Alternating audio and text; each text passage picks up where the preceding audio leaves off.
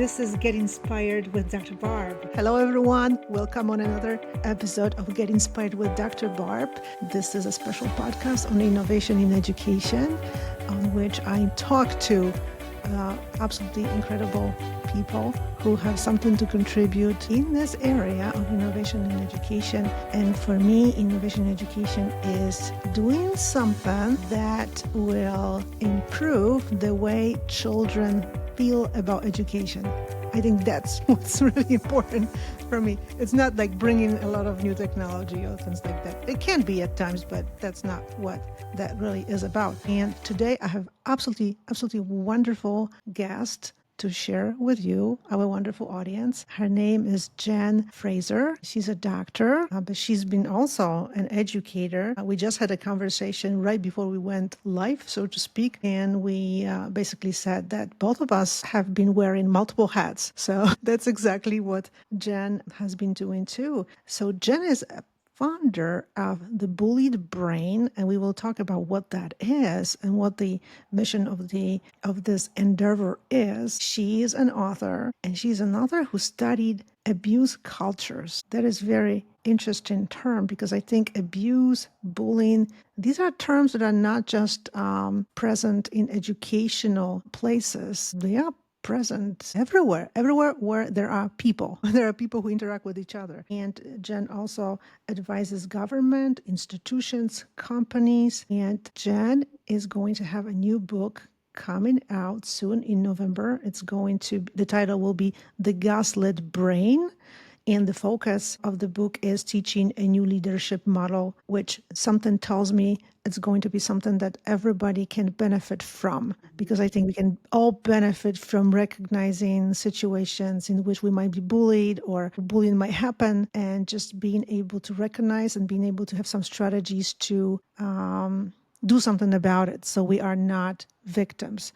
And certainly children need to have some realization here too. Dear Jen, welcome on my show. Thank you so much, Barb. Thank you for the lovely introduction. You're very welcome. I would like to just start by asking you, Jen, how did you start doing this type of work? Because I know that this is not just about like psychological effects of being bullying, which I remember some years ago, there was a lot of articles about that, but you bring neuroscience into this field so we can learn like what bullying does to the brain actually. How did it really start? You've been educator. You were educated for about 20 years, right? So why now or some time ago you decided to move into this field, and why you decided to write books about it and also start the Bullied Brain initiative? So I have a Ph.D. in comparative literature. And that, I mean, someone like yourself will know what that is, but many people don't. So Comp Lit, we call it for short. Basically, I went to University of Toronto for my PhD, and we were trained to take different discourses out of their silos, sort of areas of expertise, and put them into the arena and see how the conversation changed. So instead of people just staying very locked in and dialoguing with one another's colleagues, one another's professorial experts, etc., you would start talking to all different people in this type of like putting this kind of comparative literature lens on it. So in actual fact, it's not that much of a leap for me to have said, okay, this bullying is occurring. It's rampant across society. We see it in the workplace. We see it even amongst our child populations.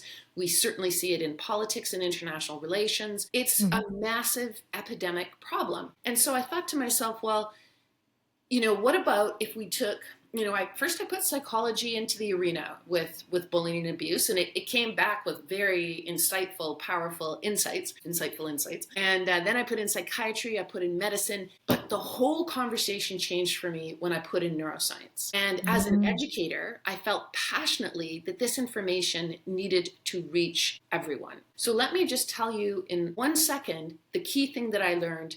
And this is 12 years ago, and I haven't stopped working on it since because it's that important. I learned that all forms of bullying and abuse, and that includes all forms that do not touch the body. So verbal abuse, psychological abuse, emotional neglect, these types of very normalized behaviors in our culture they can do physical damage to brain architecture and brain function. So when you're a parent or a teacher and you suddenly see that a child has gone from being a B student or an A student and suddenly they're getting C's, you're kind of on alert. You're like, what's happened? What's Mm-hmm. wrong? What's going on in this child's life? And we used to think, oh, they're really upset. They can't concentrate because they're being targeted by someone, an adult or a child, in ways that are really destabilizing them.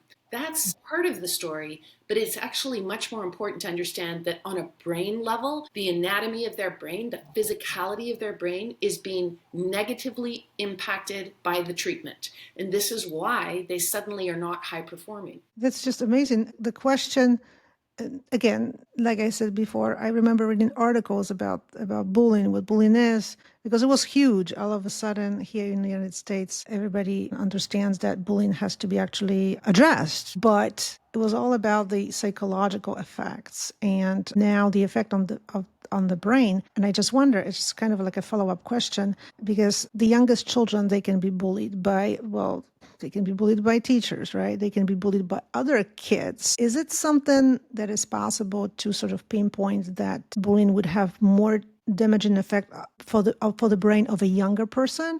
Or we can't really talk about it in that terms. It doesn't really matter the age. It's a really good question. From what I've learned from the neuroscience is, first of all of our brains are unique. Every Mm-hmm. single human being, I mean, it's kind of the most amazing and empowering thing to know. Every single one of us has a unique brain. And so when a brain surgeon goes to do an operation on the brain, they have to spend around 8 or 9 hours mapping the individual brain before they do anything because they don't know Wow. what they're going to find because every brain is unique. Now, let's add on to that. Every single brain has had different experiences, and those Right. experiences have wired the brain in different ways. So, you might have a very young child that has been exposed to nothing but encouragement and kindness and emotional attachment and love. And that Mhm. child, maybe, we can only guess, is going to be able to handle and be more resilient to bullying from a peer or from a teacher or any of these things because of that strong foundation. Now we could flip that around and say that child will be so shocked to the core, so traumatized by this maltreatment because they've never experienced it before. Yeah. They don't know what it is. They don't know how to describe it. They don't know what's happening. They internalize it and think it's their fault. It must be their fault for an adult or a Yeah. child to react this way. So, I mean, in other words, you cannot answer that question, just as you surmised. You can't Mm. answer it. And one thing that most of us don't understand as teachers and coaches and parents, we don't understand that the little ones, we shower them with protection because they're so little and they're so Yeah. new and they don't have experience. On the flip side, we look at our teenagers up to 24, 25, and we say to ourselves, oh, they look like adults. They must be as resilient and strong and invulnerable as an adult. I'm going to treat them like an adult. In actual fact, the 13 to 24, 25, they are the most susceptible and the most at risk for all bullying type behaviors because they're in an Wow. adolescent brain phase.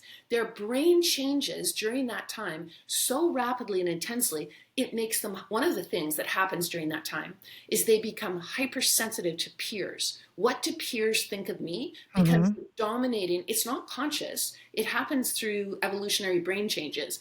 And the goal of the brain was to send the young person out into the world away from the safety of the family and the tribe and the cave, send them out into the world so they could find a mate. And so they're looking for a new tribe. That new tribe are peers. And if peers are unkind, it's very, very harmful to the Yeah. brain of a teenager and 20 something.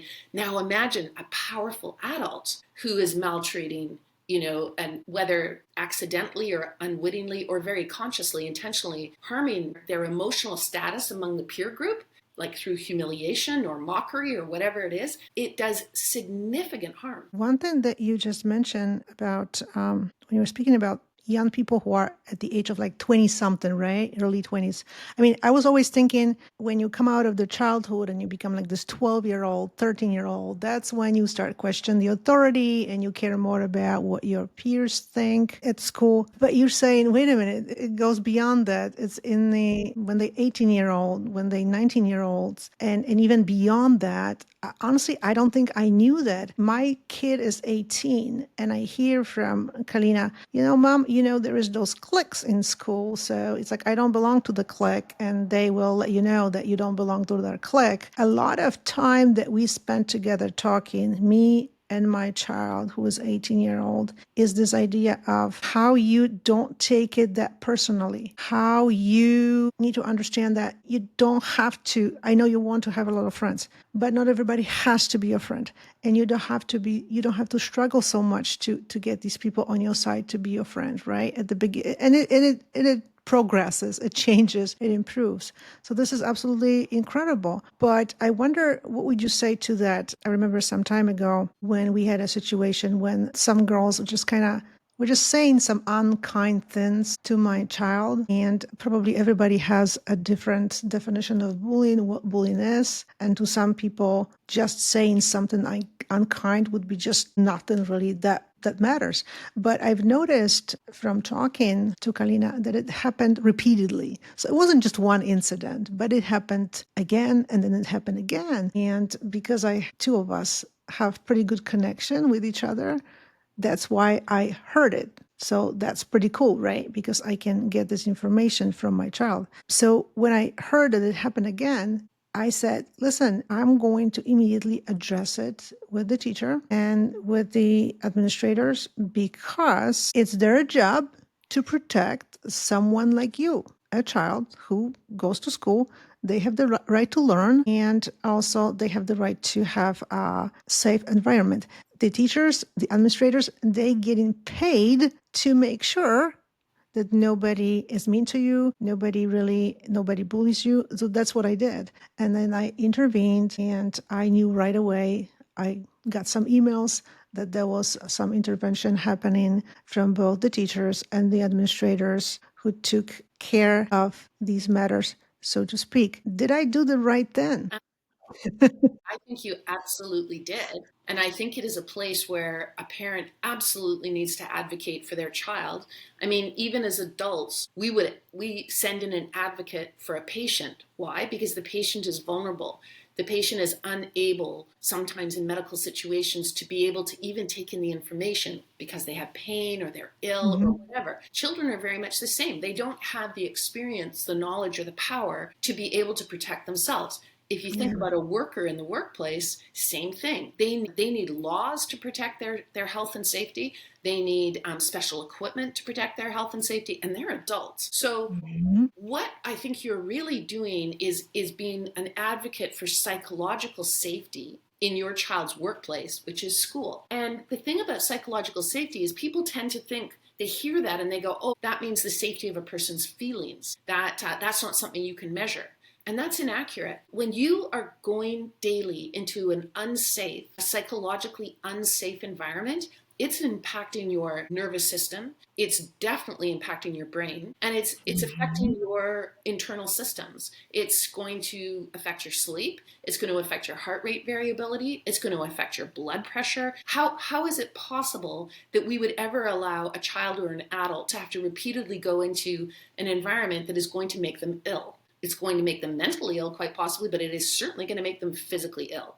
And it's really just, I feel like our society has not caught up with the science, because the science is very clear that harm happens. We've known this with children in particular since the 1990s in America. There was extensive research done that showed that adversity at the hands of caregivers, not adversity in general, not war, not natural disaster, not those types of things, just very specifically 10 behaviors on the parts of caregivers, parents and adults, family members that are adults. Those 10 things were enough to lead directly to chronic illness and shortened lifespan in the middle years. That's the most serious and important research out there. And we now know, too, from the neuroscience in particular, that bullying among peers can have just as serious an impact. So, absolutely, you did the right thing. But Barb, if I was going to go and talk to those administrators and I was talking to my child, I would say, and I would address the assembly, all of the children in the school and the teachers, I would say, you know what? When you see a child being unkind, when they are Mm-hmm. specifically targeting a child and they are being cruel and they're using their words or behaviors or their alienating them, not letting them belong, these kinds of silent, cruel messages, cyberbullying, any of these behaviors is a red flag that this child is suffering from mental illness. It's not normal behavior, and it should be addressed at the highest levels of the school. They need to intervene immediately because that child is unwell and they need help very badly. They don't have any power, or they would never be behaving this way. It is a sign of mental illness. Actually, that is very important. And I was going to mention this to you, and also by asking you, did I do it right? I just keep asking you, did I do it right? Because you are an expert. And even though I'm an educator, and obviously I have some psychology, but and read things such as your work too. But that's what I also mentioned to my child. There is a reason why these people bully. They do not bully because there is something wrong with you. Because I think that's the problem. That's a big problem. These kids, they afraid of saying anything. It's probably number one thing that they think is there's something wrong with me. And that's why they bully me. They tend to think that people who bully are just more popular people, more popular kids. And I'm saying, there is something wrong with them. They must have some kind of psychological issues. There is something going on in their lives, and that's how they strategize their some kind of deficits or some kind of psychological issues or dysfunction. Am I thinking correctly? Because I'm not an expert like you. I'm just trying to help myself thinking and help my child too. Yeah, you're absolutely correct. In actual fact, so I've had many a conversation with Dr. Michael Merzenich. Dr. Michael Merzenich is one of the leading neuroscientists in the world alive today. He won the Kavli Prize for Neuroscience in 2016 for his work on neuroplasticity. So he's an unbelievable researcher. He's an absolute genius. And just by good fortune for me, he cares a lot about children. So he endorsed the bullied brain and wrote the foreword. He's endorsed the gaslit brain and written the foreword. So whenever I have questions like you do, Barb, I go straight to the guy. And I asked Michael about this, and he wrote in the foreword to the bullied brain that people who bully have damaged brains. Their brains have been hurt. And here is the saddest part. How have their brains been hurt? Almost guaranteed from neglect and abuse. And that's what I mean about they're waving a red flag. They are showing signs that they are unwell, and they probably are in a situation at home or at the hands of a teacher or coach or doctor, could be anybody, but they are acting out. They're manifesting the fact that they have hurt brains. And very specifically, if we could look into their brains with a brain scan, what we would see is that it's very complex, but there are two empathy neural circuits. There's the cognitive neural circuit, and there's the affective neural circuit. So two sets of empathy, they involve at least 10 brain regions. And what they realize is when someone is behaving in evil ways, and that's the old-fashioned term, evil, cruel, unkind, whatever it is we want to say, cruelty. When you see that, the scientists call it empathy erosion. And empathy erosion means they are losing this critical part of the brain that allows us to feel each other's pain. It allows us to want to help each other and care for one another. It allows us to see pain in someone's face. So if you're being cruel to someone and they start to cry, or they lower their head, or they show signs of cowering, you're an expert in animals. We are mammals. We behave like animals do. If we see a dog that's growling and is on high alert and it's stiff, we know it's being traumatized. That's not a natural way to behave. It could attack you, but it's because it's being beaten. It doesn't come by that naturally. It has to be trained into an animal. Humans have to be trained into these types of behaviors as well. It's pretty tragic. And you're right, nobody wants to talk about it. It's very much a taboo subject, but we can't help kids get better. We can't help kids that are showing these signs of damaged brains if we can't even talk about it. Because what I try to do in my work is we have a very moral lens on this. It's like, if you behave this way, you're going to be punished. It's like, that's not right. If that child had a broken leg, we would take them straight to an expert. We'd get an x-ray right away to see where the break is. Do they need surgery? They definitely need a cast. They need time to get better and recover. It is the same thing with a child that has a quote unquote broken brain. They need an expert assessment. You need to find out what's going on in the family, what you can do to help that family, it could be anything. And so if we don't have the expert assessment and we don't use, if it's really serious, we really really want to do a brain scan. For all we know, they're having this behavioral manifestation because they've got a tumor. But if we don't even look at their brain, how are we going to Yeah. really know? And how are we going to help them rehabilitate? It's really the change we need to see. It's amazing. I like your attention to how brain can be broken on both sides, right? For the bullied child and for the one who is bullying for a reason. It just doesn't happen without any reasons. I wanted to also ask you about forms of bullying because I think things have been shifting in schools, just like the society is shifting, what the kids are using, phones. I mean, we heard about cyberbullying and all that. But I remember hearing something like that the bullying is kind of like, sort of like went underground, meaning everybody knows that it's a law, what you're not supposed to be doing. And some of those teenagers, they're just coming out with other ways of bullying that is really hard to kind of like define. It's bullying. It can be just like mild, maybe gaslighting, maybe just, it's like super mild form of something. And to kind of manipulate, to kind of use the words in a way that it just sounds sarcastic. So it's not yet bullying, but maybe already is. Are there any then forms of bullying that you think people just don't realize that this is bullying, while we should really pay attention to it? Well, there's so many ways that we could unpack and discuss that. I'll say a few because it's a really great question. The internet is the worst thing ever in the world of abuse and bullying because it allows anonymity and it also puts up a kind of a smoke screen between our human ways of relating. So human beings were meant to be never online. And that's just our brains were not designed. Right. Our brains were not designed to be online. Let's pretend I was being cruel to you. I'm using my keyboard. I'm sending you memes. I'm doing all the kinds of things that people do when they want to hurt and bully other people. And this could be adults or kids. I'm grooming you. I'm doing all kinds of nefarious, dangerous sorts of things. Because we have the internet between us, I can't register your pain. My brain and body can't see that I'm causing you pain. I can't, as we discussed before. And my empathy neural circuits aren't getting fired up, right? They're just lying dormant. So this is why it's so extremely unhealthy. And you say to children, it's like one of the most sought after, if not the most sought after quality that you could ever develop for the workplace is empathy. Empathy, just to remind everybody, it's when you see the world through someone else's eyes as best you can. It's when you walk in their shoes to see what it's like to be them. It's when you feel their pain. It's when you feel their joy. You feel their celebration. That is, babies are born wired for empathy. So when somebody has empathy erosion, it can lead them to do unethical things. And this is why you often find that abusive individuals who bully and harm and humiliate and maybe even physically violate other people, they certainly use their words and their power to harm other people. You'll find that they also have financial impropriety. They might be someone who sexually assaults. Well, you're going to find out, guess what? They also break all the laws when it comes to money because they don't feel anything. They can steal all the money from an old person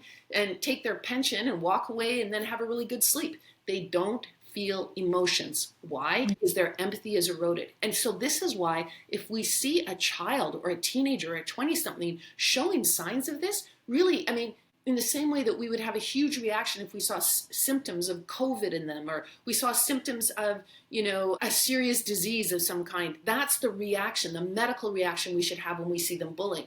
Because we can't see inside their brains, but we also can't see their bones. We can't see their lungs, without an x-ray. So if we see a kid smoking, we're all on high alert. It's like, absolutely not. That's so dangerous. You can't do that. You know why? Because it's going to hurt you. I love it how you mentioned that should alert us medically. It really changes the way we then think about it. And I don't know to what extent schools, administrators think about it in that way. It depends on what resources they have, right, at their disposal. Now, I know that there are teachers who, through the way they set up the classroom climate, so to speak, it really works wonderfully because right from the start, they send a message that in this classroom, and I'm thinking about my collaborating teacher, who was absolutely wonderful, Lucinda. Here, we are all family. We all act really helping each other.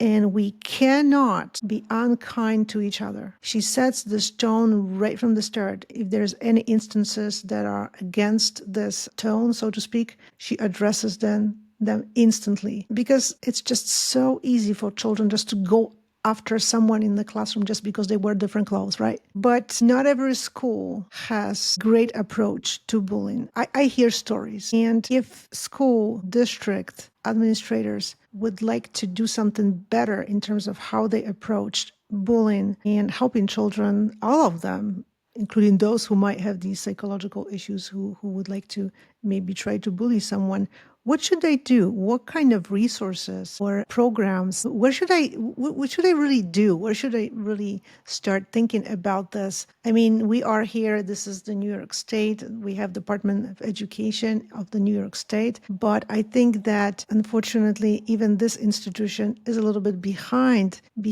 of these concepts, because you talk about neuroscientific terms that change really absolutely everything as far as how we approach it. Where should I go? I know that you have wonderful books, that they should read the books, but how could they sort of take care of this problem in a more productive ways? Well, in The Bullied Brain, that book, it came out in 2022, every single chapter where I unpack all the research on, and it's not hard to read. It's written for the general public. It's not Right. supposed to be an academic book at all. It's been described as a page turner on neuroscience. And why is because we all are having to deal with this issue in our lives and we don't know how it's affecting our brains. So people get really excited, but with every single chapter, there's an action step. It's like, okay, we know that this is the Yeah. science. What are we going to do about it? So every single school could implement every single one of those action steps. And they could, I mean, we teach math 3 and 4 times a week. We teach geography and history Mm-hmm. and language 3 or 4 times a week. Why? Because we want children to learn. If you want a kid to learn the piano, you don't tell them once at assembly, this is how you play the piano, this is how you do scales.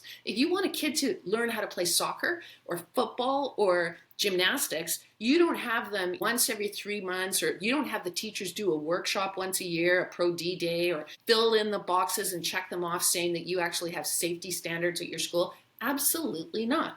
The brain learns by repetition at timed Yeah. intervals. You want a school to change or a workplace to change its understanding of bullying and how much it impacts the brain in negative ways. So it leads to poor performance, it leads to health issues, and it leads to a great deal of unhappiness. Don't we want our schools and workplaces to be healthy, happy, and high performing? Yes, we do. So why don't we learn more about how our brains are impacted? Now, the bullied brain is constructed with the idea of, okay, bullying has happened, here's how you get better. So it's really a trauma intervention. It's like, these are all the things you can do. Because people would say to me all the time, I've been bullied and it's ruined my life. My parents bullied me when I was a child and now I'm 53 and I'm always going to be I'm like, no, no, no. We have neuroplasticity. We can change our brains all the way up until our last minute on the planet, which means all of us, if we've been hurt, if we've had traumas, then we need to learn how is it that we get our brains not just back to normal, but stronger, because we all can do it. All that information is in the bullied brain. So then, that was 2022. I started thinking about, because like you, I'm an educator at heart. And I was like, why are we letting all these kids and all these adults get traumatized? Why don't we stop it from happening? So the gaslit brain is about prevention. So the subtitle is Protect Your Brain from the lies of Mm-hmm. bullying, gaslighting, and institutional complicity. Because what I found was, and what I experienced in my own life, was that we are so faulty and flawed and confused about how we address bullying in our culture that it actually is, it's rampant, it's everywhere, including our child population. So there has to be a certain amount of accommodation. There's enablers. Who are those people and why are they enabling rather than stopping? These were my big questions. And actually, I must say, the brain science answer to that, the final part of the book is 6 chapters on what's really going on and how we can change it, is fascinating. It's like the most interesting thing I've ever worked on. And I think that it's really just, I think schools that want to change, workplaces that want to change, they've got to just bite the bullet, read the science, and start debunking the myths that we live under. Like, Barb, when you were saying, oh, my daughter, they're trying to give her the sense that she doesn't belong, the 2 key lies in bullying whether it's a kid bullying another kid, all Mm-hmm. the way up to massive historical structures of like misogyny and anti-Semitism, Islamophobia, homophobia, all of these things. There's two key lies at the heart of all of it. And the two key lies are lie number one, you don't belong. And lie number two, you're not worthy. And you see, you as a mom, you understand that. So you tell your daughter the truth. You say, this has nothing to do with you. There's something, these kids are really struggling. There's something wrong. Don't know what it is in their home life or their school life, but there's something very seriously wrong. They're threatened, and they're trying to build up a faltering sense of selfhood through cruelty, which is an indicator of red flag of mental illness. That's a very unnatural way to try and feel good. So you can assure your daughter of that, and she trusts you. But there's lots of kids where the parents don't know that. So I have No. people tell me all the time, I have adults tell me all the time in the work that I do, they start the sentence like this: I was bullied because, and I don't let them finish because I know they're going to say, because I was short, because I Yeah. laughed too loud, Yep. because I came from this country, because I Mm-hmm. had an accent. Whatever it is they're going to say is wrong. It's just incorrect. So I don't let them finish the sentence, and I stop them and I say, you were not bullied because of anything to do with you. Nothing. They will find any reason to target someone. None of it Mm-hmm. makes any sense, really. None of it, lots of it doesn't even have any kind of evidence. It's not interpersonal at all. You are just being a mirror upon which they are projecting. Really, all eyes should turn to them, not the target. We spend all our time talking about the target. Oh, they need a protected class. Oh, they're vulnerable. Oh, we need to get them mental health counseling. When's the last time you heard that about the perpetrator? Let's do a big study on who the perpetrator is, where do they come from, how do they talk, how do they laugh, what kind of clothes do they wear, and why are they behaving this way, and what kind of mental health counseling do they need. The victim is the most irrelevant, their most random part of the equation, but we spend Mm-hmm. all our time focused on the victim. Yeah, that's definitely incredible what you just said. I was wondering, for a child, a teenager who is struggling with that, is being targeted for, again, like you said, whatever reason, right? The number one thing is they think it's their fault. There's something about them. That's why they targeted. What do you think they should do? What do they, and we kind of addressed it already a little bit in our conversation. What should they think and what should they do? Because you just said that you have adults who still think that there was a reason why they were bullied, and the reason came from them, not from the bully. It's crazy. You know what? You have just articulated how gaslighting works. Mm-hmm. Gaslighting is designed. So I'll give you an example of gaslighting because it's a really challenging concept for the brain. Our brains were not designed to handle manipulation. Our brains are not designed to cope with lying. We're really bad at it. The human brain is actually pretty kind of hard on its sleeve. It thinks things are authentic. So our brains really struggle when it comes to gaslighting. But I can explain it to you because it happened to me. So I was a teacher in an independent private school, and I heard directly from teenagers. There was ultimately 14 teenagers who came forward, and as you will know in your work, this is the rarest thing on the planet. Kids do not like to speak up about powerful adults who are hurting them because they know it's very risky because the powerful adults have all the power. Yeah. So we know that sexual assault victims struggle to speak up about it. It's one of the, okay, so 14 kids now, we've got detailed testimonies that say they have been suffering repeat psychological, emotional, verbal abuse at the hands of their teachers, and physical abuse and emotional neglect at the hands of 4 teachers. And I have all this information. And so I go to the leader of the school and I say, this is what is happening. Incredibly detailed. All these kids, many of them don't know each other. It was a span of 5 years and they're all reporting the same thing, word for word practically. So I say, okay, this is what's happening, blah, blah. Because I'm actually bound to by law as well. As you would know, you are too. And the headmaster looks at me and he says, that's just old school coaching. That's gaslighting. So what has happened in that moment is the headmaster is saying to me, the subtext of what he's saying is, you can't trust yourself. Don't trust your own perceptions. You Mm-hmm. don't understand what abuse is. You don't know what's really going on. I'm going to tell you what's going on. I'm going to tell you what's real. And what's real is this is old school coaching, and you are sounding hysterical and like you're exaggerating. You're on a witch hunt. You're trying to hurt your Yeah. colleagues. You are out of line, and there's another layer to it, which is either you align with my reality, because my reality is this is just old school coaching, or you pursue this and let's see what happens to your job.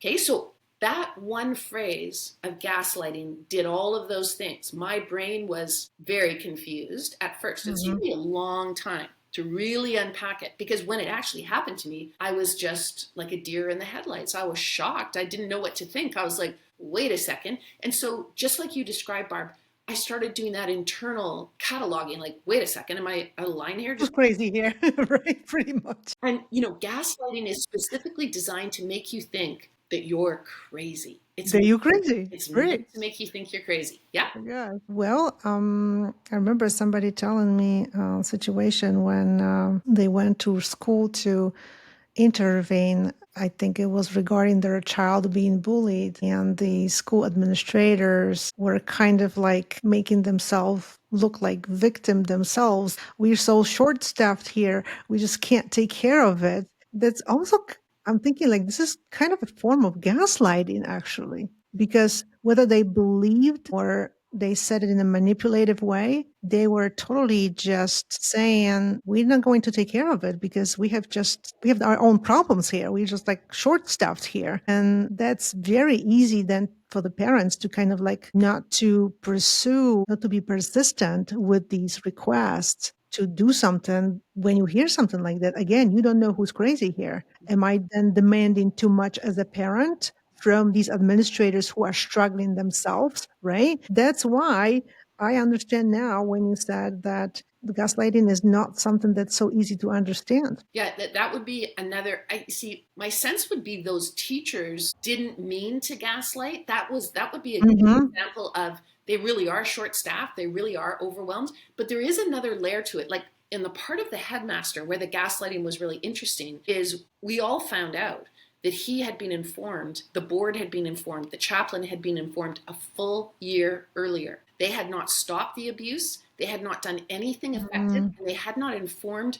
parents that they were putting their children into a situation where they may well be abused. They were Right. covering up for themselves. They were negligent. And if you're negligent as an administrator and child abuse is occurring, there's nothing more serious. So they were doing that. Now with these teachers, where I think there is a level of gaslighting to it is instead of addressing the situation regardless of what it was. I mean, what I do all the time is I transfer the psychological lack of safety into physical terms. Can you imagine a parent coming to those school administrators and teachers and saying there is a risk of fire in the school, in the chemistry lab, there's X, Y, and Mm-hmm. Z, all the kids are in danger? Can you imagine the administrator and the teachers going, we're too busy, we're too short Right. staffed We for both our fire stopped. safety? I'm sorry, send your kid to school every day. If they get burned, not on it's not our fault. We couldn't do anything about it.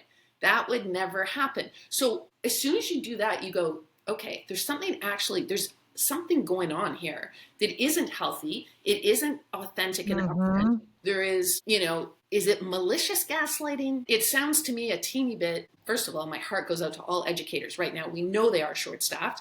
We know that they Right. have an incredibly difficult job. They're burning out left, right, and center. Teachers don't even want to become teachers anymore. So, all of that I also see as part of this kind of a crisis at the same time as, yeah, you don't want to ever say to a parent, we don't have time to keep children safe on any level. What you do need to say is, okay, we're short staffed, this is serious, how can we all work together? Let's harness our parent energy here. Let's start getting the kids Mm-hmm. better informed, change the culture. There's a million things you can do. So yeah. I think also because what you said about earlier, how um, sort of being bullied and not addressing these issues as a kid might might lead to thinking it's just if I just leave it alone, that's just life. That's how you build resilience. But you are saying, no, no, no, no, no. That's how I understand what you said. Yes, you are supposed to be exposed to problems and work on them, but not this kind of problem. This is something different. This really leaves you probably with fewer tools to actually be able to solve other types of issues that you are meant to solve when you collaborate with others in school. So this is something that is so very critical to understand, and also how this should be treated as a medical issue, not some kind of bullying, a little bit of psychological issue. It's really important how we understand it, and based on that, design the tools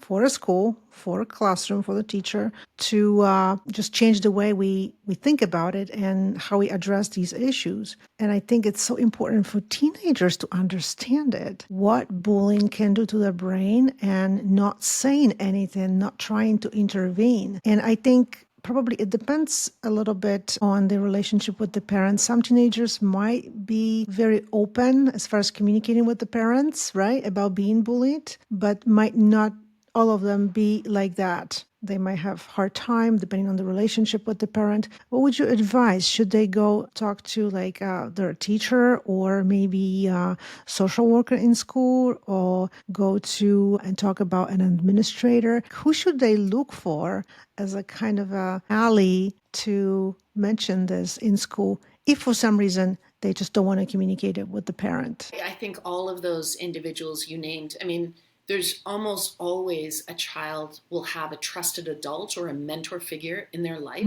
And that is the person that they should select to absolutely inform them what's going on, and get the advocacy and support and the intervention that they need. But, kids first need to be trained and taught that bullying in all of its normalized forms in our society is really unhealthy for the brain. It's not good for the brain. It's not good for the Mm-hmm. body. And so we need them to really understand that, and then give them the language to report it accurately. I mean, because we don't give children it's just like with sex education. If you don't give them the correct vocabulary, they don't understand it. They don't understand what's going on in their own body, what's going on in someone else's body, the risks that are involved in sexual activity of all different kinds. They don't know how to protect themselves from adults that are sexually exploitative. Ignorance puts you in a massive jeopardy, and it certainly does in terms of normalized bullying in our society. And it's very, very difficult. You look at New York and you're like, we've got these laws for children. My Yeah. question is, why don't those laws apply to the adults? How come the adults are not held to these stringent laws on maltreatment behaviors?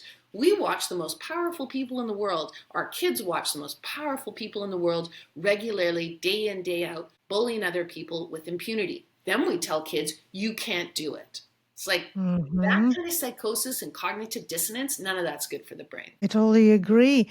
As we know, children learn not from what we say, but from their observation of our actions. Really, that's how it is, right? But what kind of the language, vocabulary, terminology a kid who's like a teenager should really use when they approach somebody in school to speak about being bullied? What should they like say? Of course, this is kind of a generic approach, situation here, because every situation will be different. But what should they say in order to be like treated seriously, right?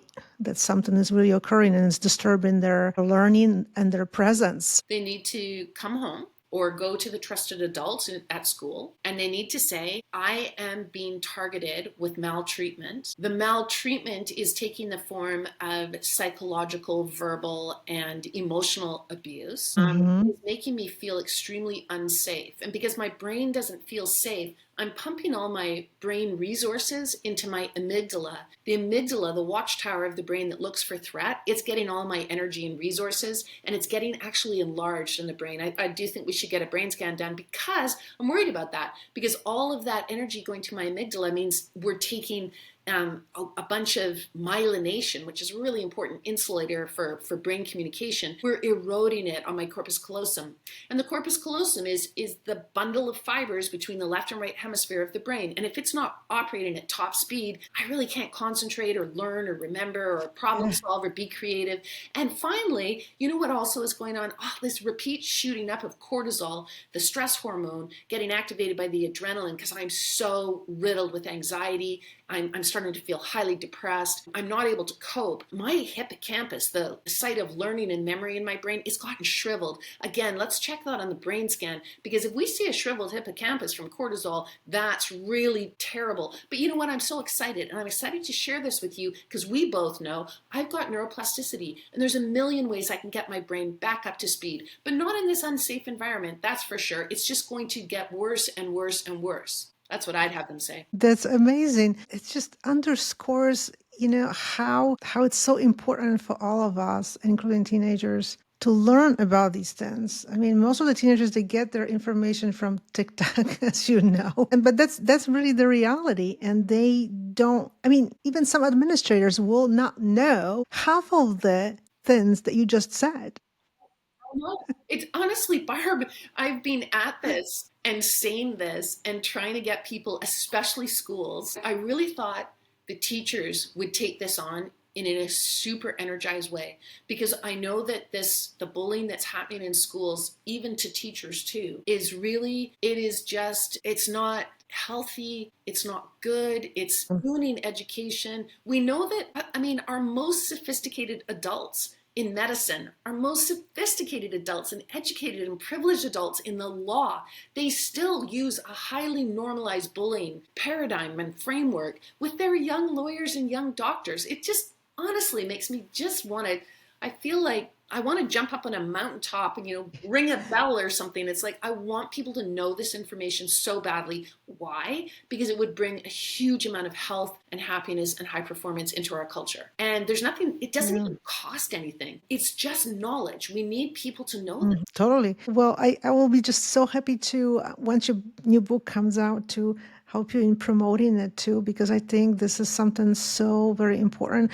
I don't see too many people out there promoting these ideas, I don't think. I mean, neuroscience is kind of big field right now, we know, but especially in the area of like self-improvement, right? But this is like this branch that we need to know more about. Some of the things we talked about today, I didn't really even realize myself. And it would be so important for the parents to know this, for the children, for the teenagers to know this. Just extremely important. Knowledge is power. If you don't know it, you can't express it. So you cannot even think about trying to get proper intervention and help. That's how powerful that is. And now on the topic of innovation in education, I know that we could talk about all this, the field you are working in forever, and it's just so very important. We don't have as much time left. But what does innovation in education mean to you?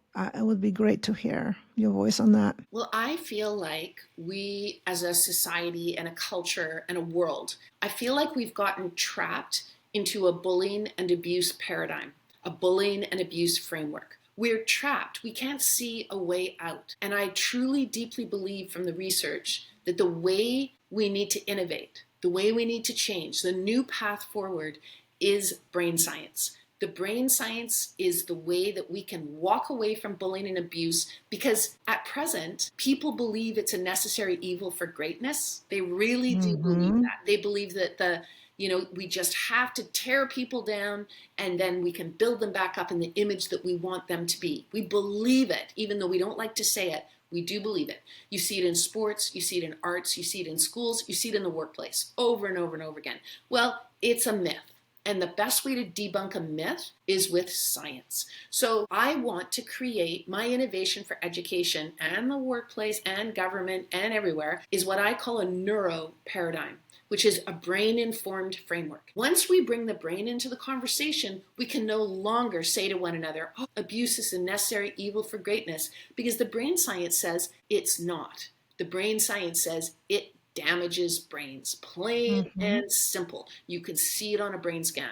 And as Dr. Michael Merzenich says, brain scans don't lie. Absolutely wonderful. Jen, it was such a pleasure to have you on the show today.